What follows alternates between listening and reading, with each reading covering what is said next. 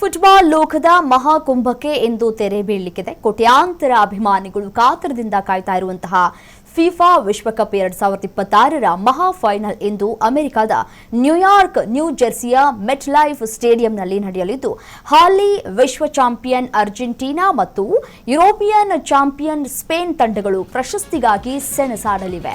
ಈ ಬಾರಿಯ ವಿಶ್ವಕಪ್ ಹಲವು ಕಾರಣಗಳಿಂದ ಐತಿಹಾಸಿಕವಾಗಿದೆ.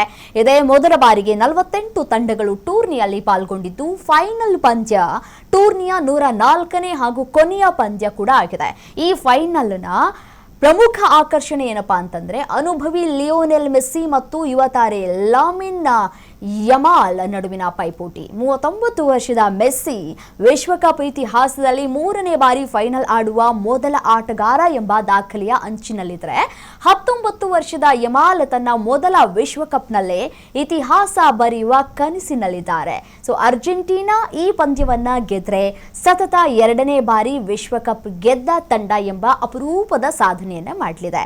ಮತ್ತೊಂದೆಡೆ ಸ್ಪೇನ್ ಕಳೆದ 37 ಅಂತಾರಾಷ್ಟ್ರೀಯ ಪಂದ್ಯಗಳಲ್ಲಿ ಅಜೇಯವಾಗಿ ಫೈನಲ್ ಪ್ರವೇಶಿಸಿದ್ದು, ತನ್ನ 2ನೇ ವಿಶ್ವಕಪ್ ಕಿರೀಟದ ಮೇಲೆ ಕಣ್ಣನ್ನ ಇಟ್ಟಿದೆ. ಈ ಬಾರಿಯ ಫೈನಲ್ನಲ್ಲಿ ಹಲವು ಹೊಸ ಪ್ರಯೋಗಗಳು ಗಮನವನ್ನ ಸೆಳೆದಿವೆ.